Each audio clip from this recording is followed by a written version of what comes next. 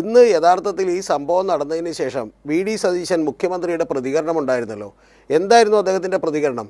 അദ്ദേഹത്തിൻ്റെ പ്രതികരണം കേട്ട് ഞാൻ യഥാർത്ഥത്തിൽ ഞെട്ടിപ്പോയി. ഈ സന്ദർഭത്തിൽ അത് പറയേണ്ട എന്ന് വിചാരിച്ചതാണ്. പക്ഷേ കോൺഗ്രസ് സഹയാത്രിക പറയുമ്പോൾ നമുക്കത് പറയാതിരിക്കാൻ പറ്റില്ല. അദ്ദേഹം പറഞ്ഞത്, ഞങ്ങൾ അവരോട് മണ്ണ് മാറ്റാൻ പറഞ്ഞിരുന്നു, മണ്ണ് കൂട്ടിയിട്ടതാണ് പ്രശ്നം, അതവർ കേട്ടില്ല എന്നുള്ളതാണ്. ശരത്തൊന്ന് ആലോചിച്ച് നോക്കണം. ഒരു പ്രിൻസിപ്പളോ ഒരു ഹെഡ് മാസ്റ്ററോ അവിടെയുള്ള ഒരു ടീച്ചറോട് ഞാൻ ബെല്ലടിക്കാൻ പറഞ്ഞു, അല്ലെങ്കിൽ ക്ലാസ്സിൽ കയറാൻ പറഞ്ഞു, കുട്ടികളെ നോക്കാൻ പറഞ്ഞു, അത് കേട്ടില്ല എന്ന് പറയുന്ന ലാഘവത്തോടു കൂടി പറയാവുന്നൊരു കാര്യമാണോ ഇത്?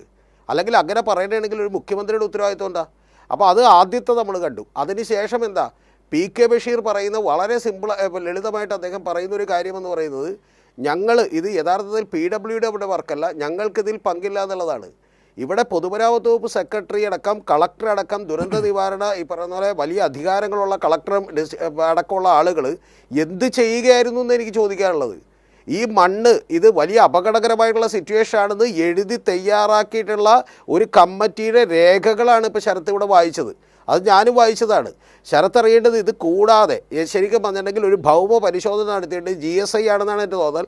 അവരുടെ 118 പേജുള്ള ഒരു റിപ്പോർട്ടുണ്ട്. ആ റിപ്പോർട്ട് ഇവർ കമ്പനിക്ക് കൊടുത്തിട്ടുണ്ട് എന്ന് പറഞ്ഞാൽ അത് ഉറപ്പായിട്ടും ഗവൺമെൻറ്റിന് കൂടി അതിൻ്റെ ഒരു കോപ്പി കൊടുത്തിട്ടുണ്ടാവും.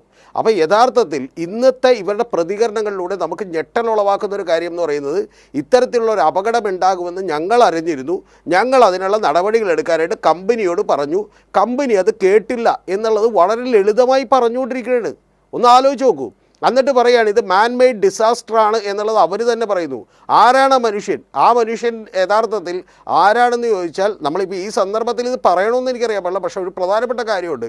ഇത്തരത്തിൽ അലംഭാവത്തോടുകൂടി നടപടികൾ എടുക്കാൻ ആ ഗവൺമെൻറ്റിൻ്റെയോ ഒരു കോൺട്രാക്ടറുടെയോ പുറത്ത് ഗവൺമെൻറ്റിൻ്റെ ഒരു അധികാരവുമില്ലേ? ഈ കോൺട്രാക്ടർ ആരാ? ഈ കോൺട്രാക്ടർ എന്ന് പറയുന്നത് ഇപ്പോൾ ഇദ്ദേഹം പറഞ്ഞ പോലെ ദിലീപ് ബിൽക്കോൺ എന്ന് പറയുന്ന ഒരു കമ്പനിയാണ്. ആ കമ്പനി ഇലക്ട്രൽ ബോണ്ട് വഴി കഴിഞ്ഞ തവണ 29 കോടി രൂപ, ഞാൻ മനസ്സിലാക്കുന്ന പ്രകാരം 29 കോടി രൂപ BJP കൊടുത്തിട്ടുണ്ട്. കോൺഗ്രസിന് ഇനി കിട്ടിയിട്ടുണ്ടോ ഇല്ലയെന്ന് നമുക്കറിയാൻ പാടില്ല. കൂടാതെ അവരൊരു വലിയ കമ്പനിയാണ്. കാരണം അവർ വളരെ വിവാദത്തിലായിട്ടുള്ള രഞ്ജിത്ത് ബിൽക്കോൺ എന്ന് പറയുന്ന ഒരു കമ്പനി, ഈ 2 കമ്പനികൾ കൂടി അവർ ഗുജറാത്തിൽ അതുപോലെ ഗുർഗാവിൽ ഒരു മെട്രോ പ്രൊജക്റ്റ് 1500 കോടി രൂപയുടെയും ഒരു റിവർ പ്രൊജക്റ്റ് വേറെ ഒരു 216 കോടി രൂപയുടെയൊക്കെ ഏറ്റെടുത്തിട്ടുള്ള ഒരു കമ്പനിയാണ്. അപ്പോൾ ആ കമ്പനിയെ ഗവൺമെൻറ്റിന് ഭയമാണോ എന്നാണ് എനിക്ക് ചോദിക്കാനുള്ളത്. കാരണം ഇവിടുത്തെ ആളുകളുടെ ശരിക്കും പറഞ്ഞിട്ടുണ്ടെങ്കിൽ അവരുടെ ജീവൻ 3 പേരുടെ ഇപ്പം നഷ്ടപ്പെട്ടിരിക്കുന്നു. നമുക്കറിയാമല്ലോ ഇപ്പോൾ ശരത്തെ, ബാക്കിയുള്ള ആളുകളെ കാണാനില്ല എന്നൊക്കെ പറഞ്ഞിട്ടുണ്ടെങ്കിൽ ഇതിനു മുമ്പുള്ള ഒരു ദുരന്തത്തിൽ നമ്മൾ കണ്ടതാണ്. കാണാതായ ആളുകളിൽ ഏറ്റവും ലാസ്റ്റ് മരിച്ചതായി കണക്കൂട്ടുകയാണ് ചെയ്തിട്ടുള്ളത്.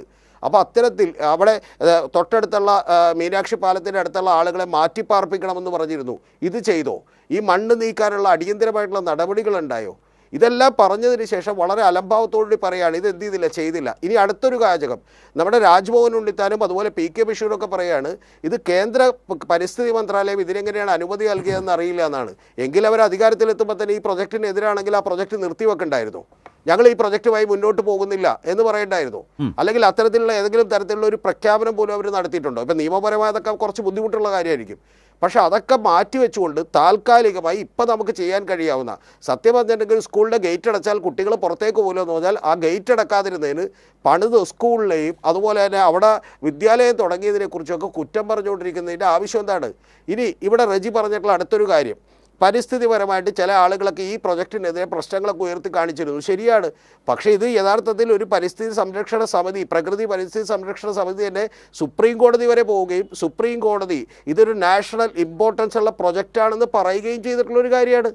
ഇതെല്ലാം മറച്ചു വെച്ചുകൊണ്ട് രാഷ്ട്രീയമായ നേട്ടങ്ങൾക്ക് വേണ്ടി മാത്രം ഇവിടെ സംസാരിക്കല്ലേ എന്നുള്ളതാണ് ഈ ദുരന്തമുഖത്ത് നിന്ന് എനിക്ക് ഭരണപക്ഷത്തോടും അതിലെ ആളുകളോടൊക്കെ പറയാനുള്ളത്. നിങ്ങൾ ഇപ്പം ഏറ്റവും ആദ്യം പറയുന്നത് അത് മണ്ണ് ഞങ്ങൾ പറഞ്ഞതാണ്, അവർ ചെയ്തില്ല എന്ന് മുഖ്യമന്ത്രി പറയുന്നു. PWD മിനിസ്റ്റർ പറയുന്നു ഇത് PWDയുടെ തലയിലേക്ക് വെക്കാൻ നോക്കല്ലേ എന്ന് പറയുന്നു. ഏറ്റവും ആദ്യത്തെ കാര്യം, നമ്മളൊരു വീടിന് തീ പിടിക്കുമ്പോൾ ദൈവമേ ഞാൻ കത്തിച്ചതല്ല എന്നല്ലല്ലോ പറയേണ്ടത്. ആദ്യം നമ്മൾ എന്ത് ചെയ്യണം? ആ തീ അണക്കാനും അവിടെ നിന്നുള്ള ആളുകളെ രക്ഷപ്പെടുത്താനും നോക്കേണ്ട ഒരു സമീപനം ഉണ്ടാവണ്ടേ? ആ സമീപനം പോലും ഉണ്ടാകാതെ ഉടനെ തന്നെ ഇതിൽ ഞങ്ങൾ പറഞ്ഞു അവർ ചെയ്തില്ല എന്ന് പറയുന്ന, അതായത് ശ്രീ രതീഷ് ഒരു കാര്യം, ഇന്നിപ്പോൾ ഇങ്ങനൊരു സംഭവം ഉണ്ടായി, നിർഭാഗ്യകരമാണ്. ഇനി ഇങ്ങനെയൊന്നും ഉണ്ടാകാതെ തന്നെ കേരളത്തിന് മുന്നോട്ട് പോകാൻ പറ്റണം, അതിലൊന്നും യാതൊരു സംശയമില്ല. പക്ഷേ ഇങ്ങനൊരു സാഹചര്യം വന്നപ്പോഴത്തേക്ക് അതിനെ അഭിമുഖീകരിച്ച മുഖ്യമന്ത്രിയും മന്ത്രിമാരും പതറിപ്പോകുന്നതാണോ കണ്ടത്? കാരണം യോഗം ചേർന്നു, ആ യോഗ തീരുമാനങ്ങൾ നടപ്പാക്കിയില്ല, ഇത് തലയിലാകുന്ന ഒരു ആശങ്ക ഇവരുടെയൊക്കെ ബോഡി ലാംഗ്വേജിൽ ഒക്കെ വന്ന് വീഴുന്നതാണോ, വന്ന് ഭവിക്കുന്നതാണോ ഇന്ന് കണ്ടത്? അത് പി കെ ബഷീർ ആവട്ടെ, രമേശ് ചെന്നിത്തലയാവട്ടെ, അതുപോലെ തന്നെ സിദ്ദിഖാവട്ടെ, മുഖ്യമന്ത്രി തന്നെ ആവട്ടെ.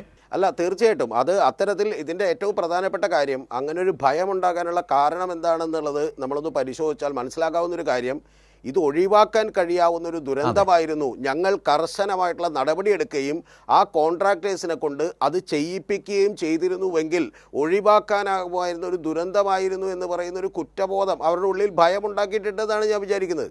കാരണം അതുകൊണ്ടാണ് ഇത് മാൻ മെയ്ഡ് ഡിസാസ്റ്റർ ആണെന്ന് അവർ ഏറ്റവും ആദ്യം തന്നെ പറയുന്നത്. ഏത് മാൻ, അതാണ് നമുക്കറിയേണ്ടത്, ഏത് മനുഷ്യനാണ് എന്നുള്ളത് ഇപ്പോൾ കേൾക്കുന്ന ജനം തീരുമാനിച്ചോട്ടെ. ഞാനിപ്പോൾ ഈ അവസരത്തിൽ ഇപ്പോൾ ഇതിൽ കൂടുതലൊന്നും പറയുന്നില്ല, ഇതിനേക്കാൾ കടുത്ത ഭാഷയിൽ പറയേണ്ടതാണ്. നമുക്കറിയാലോ ഈ നാട്ടിൽ എന്തോരം ദുരന്തങ്ങൾ ഇതുപോലെ ഉണ്ടായി. പെട്ടിമൂടി ദുരന്തം മുതൽ ഇപ്പോൾ ഏറ്റവും ഒടുവിൽ വയനാട് വരെയുള്ള ദുരന്തങ്ങളിലൊക്കെ തന്നെ പാവം പിടിച്ച സാധാരണക്കാരായിട്ടുള്ള ആളുകൾ എന്ത് ചെയ്യുകയാണ്, അവർ ബുദ്ധിമുട്ടുകയാണ്. ഈ ഡെബ്രിസ്, ഈ മണ്ണ് എന്തുകൊണ്ടാണ് നീക്കം ചെയ്യാതിരുന്നതെന്ന് അറിയോ? ശരത്തടുത്ത് ഈ മണ്ണ് നീക്കം ചെയ്യാതിരുന്നതിൻ്റെ കാരണം ഈ കമ്പനിക്ക് ഈ മണ്ണ് ആവശ്യമുണ്ടായിരുന്നു എന്ന്. കമ്പനിക്ക് ആവശ്യമുണ്ടായിരുന്നു, അവർ വേറെ സ്ഥലം തരണമെന്ന് പറഞ്ഞു. യഥാർത്ഥത്തിൽ ഇപ്പോൾ ശരത്ത് വായിച്ചിട്ടുള്ള ആ കോപ്പിയിൽ 18ാമത്തെ ആളാരാണെന്ന് അറിയാമോ? 18ാമത്തെ ആളെന്ന് പറയുന്നത് ഈ രഞ്ജിത്ത്, ഈ പറയുന്ന ദിലീപ് ബിൽക്കോൺ എന്ന് പറയുന്ന ആളുടെ പ്രൊജക്റ്റ് മാനേജർ രാജ്കുമാർ റാണയാണ്. അപ്പോൾ ഈ രാജ്കുമാർ റാണയൊക്കെ നമ്മുടെ കേരളത്തിലെ ജില്ലാ കളക്ടറും മുഖ്യമന്ത്രിയും PWD പൊതുമരാമത്ത് വകുപ്പ് സെക്രട്ടറിയും ഒക്കെ പറയുന്നത് അനുസരിക്കുന്നില്ലെങ്കിൽ, അവരെ കൊണ്ട് അനുസരിപ്പിക്കാൻ പറ്റിയില്ലെങ്കിൽ പിന്നെ ഇവരൊക്കെ ആ സ്ഥാനം രാജിവെച്ച് പോകണ്ടേ? അല്ലെങ്കിൽ പിന്നെ എന്തിനും നമ്മളെങ്ങനെ ഇവരെയൊക്കെ വിശ്വസിച്ച് ഭരണമേൽപ്പിച്ച് ഇവിടെ ഇരിക്കും?